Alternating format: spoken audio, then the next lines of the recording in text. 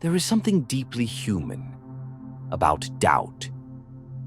Not the anxious kind, but the quiet, patient kind that sits in the corner of a question and waits. It doesn't shout. It doesn't rush. It simply asks, "What if I'm wrong?" For centuries, we believed the world was made of certainty. The sun moved around us. Illness came from imbalance.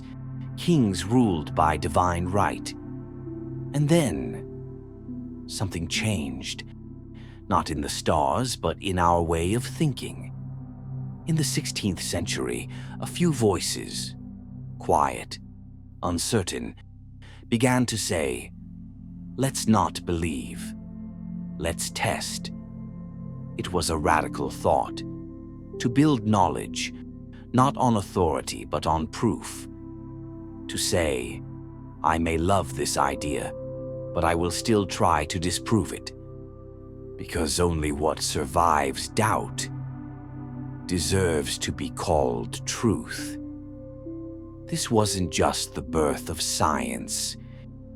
It was the birth of humility, the kind that says, "I know less than I thought, and that is where I begin."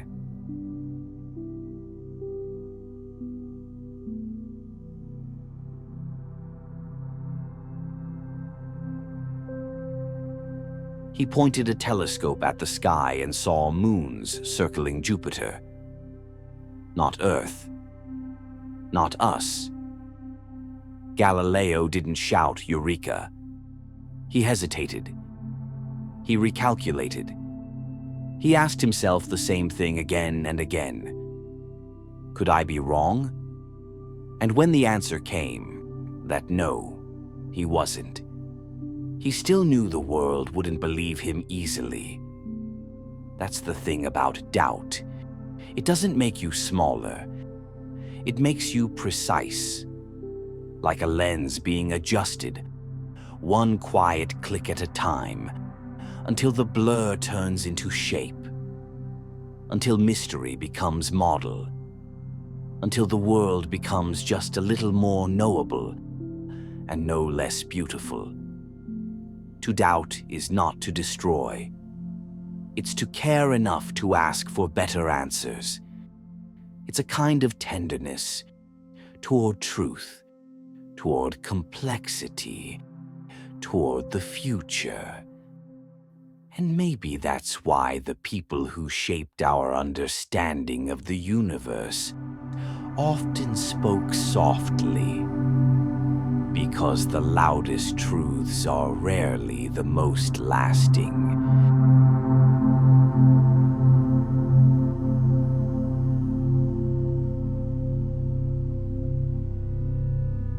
We often think doubt is something to overcome, a flaw, a hesitation to be fixed. But what if doubt is not a failure of confidence, but the beginning of understanding? We doubt not because we are weak, but because we are paying attention to the small shifts in our feelings, to the quiet signals in a relationship, to the sense that maybe, just maybe, we're not who we thought we were a year ago. Think about the moments you were most lost. Not panicked, just gently unsure. You didn't know which decision to make, so you walked. You sat in silence. You asked yourself questions you didn't have answers for. And in that stillness, something softened. You started noticing things. A tree outside your window, a line from an old book, a friend's voice from memory. It didn't give you clarity, but it gave you space. Sometimes that's all we need. Not a final answer, but a place inside ourselves where we're allowed to not know. Yet, in that space, doubt becomes care. The willingness to not rush your own own becoming, to say, I'm not sure what I believe yet, and that's okay. To treat your inner world like a hypothesis, not a verdict. And maybe that's what maturity is. Not knowing more, but being more gentle with what you do not know.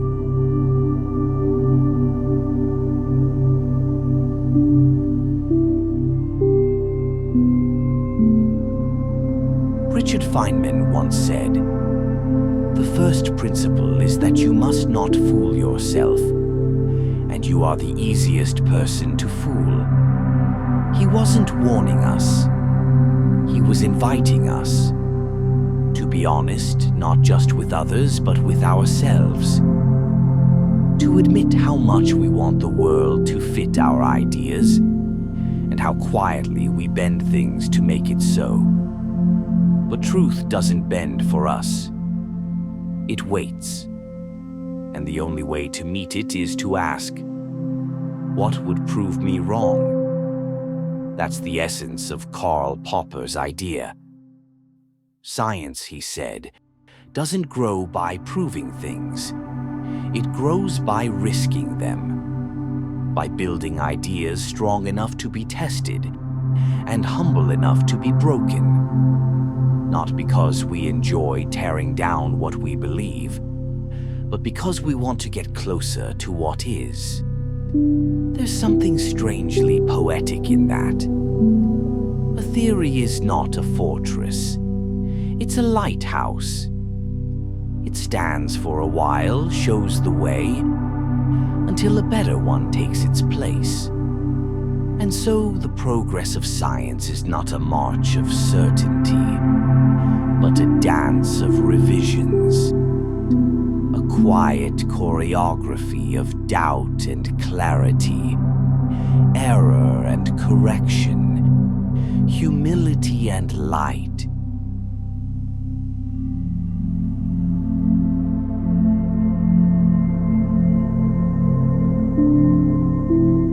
We often think of the scientific method as distant, something done in labs with formulas and data. But really, it's something we can live by. Not the equations, but the mindset. To form a hypothesis, to test it, to welcome what disproves it, even if it's inconvenient. What if we did the same with our own beliefs? What if we looked at our fears, our assumptions, our inner stories as ideas to be gently examined, not defended at all costs? I'm not good at this. I always ruin things. No one truly sees me. What if these aren't truths but old models, built from limited data, held together by habit? What if we asked, what would make this untrue? What new evidence might I allow in? This is the courage science teaches us. Not to cling, but to adjust. To be willing to say, I thought I understood myself, but maybe I've changed. Or, I believed that about you, but I never really looked again. This is not softness. This is precision. Because just like in science, progress in life doesn't come from clinging to old ideas. It comes from letting go, looking again, and updating the model with kindness. If this quiet moment resonates with you, you might want to stay. You can subscribe, or simply come back again.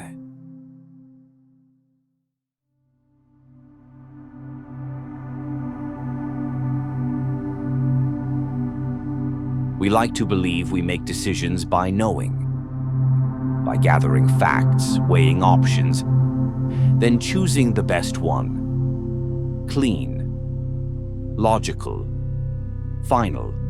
But most real decisions don't feel that way. They feel like fog, like two paths that both make sense, and none that feels perfect. And so we wait. We doubt. We circle around the same thought for days, looking for clarity that never fully arrives. But maybe that's okay, because clarity isn't always the signal to act. Sometimes it's the result of acting. In science, we don't wait for certainty to begin. We begin with what we think is true, and we're ready to revise. That's the power of the hypothesis. It's a step forward that accepts it might not be the last. What if decisions worked like that too? What if instead of asking, "Is this the right choice?" we asked, "Is this the most honest step I can take right now, with what I know, and with room to learn more?" Then we don't need perfect answers. We need honest attempts, adjustable, revisable, alive. That's not weakness.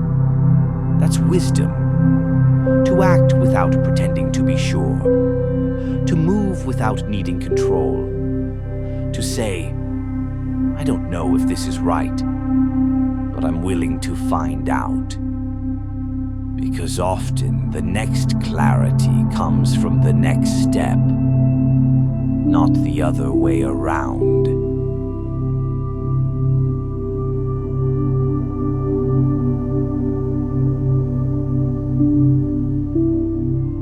The world doesn't pause for us to figure things out. It keeps shifting. Plans fall apart. People change. What once made sense begins to feel distant.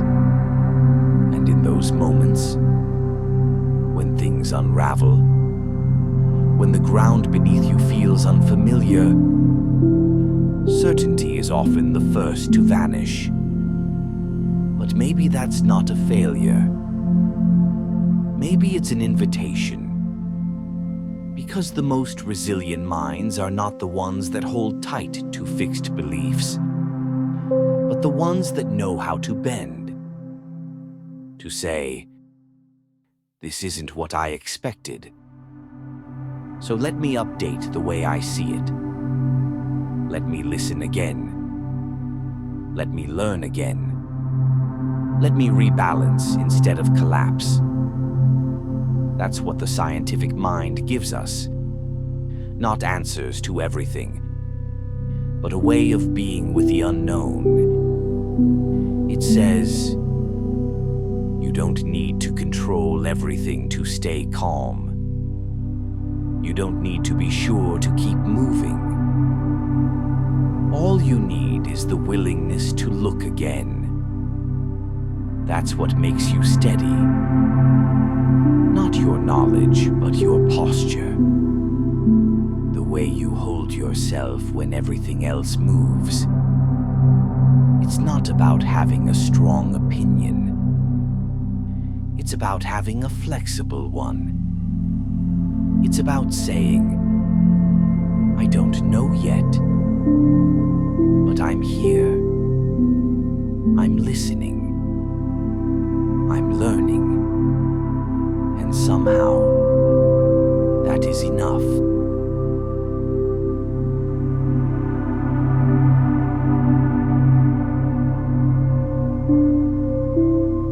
The more we learn, the more we realize how much we don't know.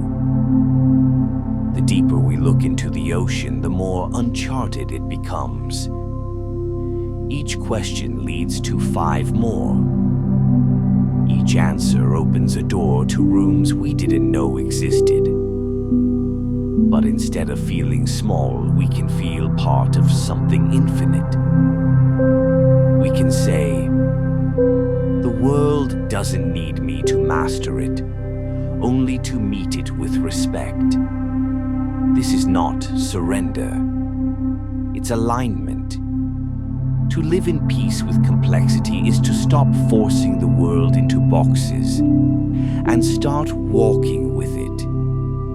Curious, awake, willing to be surprised.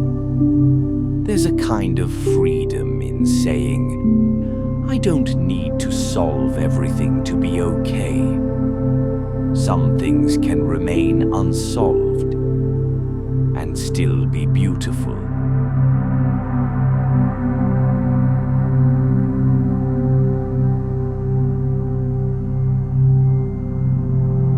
We often think love is certainty, that to love someone or something means to be sure. But maybe real love contains a little doubt, not because we don't care, but because we care enough to question ourselves. We ask, am I really listening to them? Do I see them as they are or as I want them to be?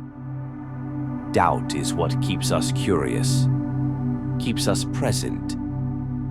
It reminds us that the people we love are not fixed ideas. They're living stories, changing, growing. And so are we. To love someone is not to understand them completely. It's to say, I may never understand everything, but I will keep paying attention. That too is science. That too is devotion.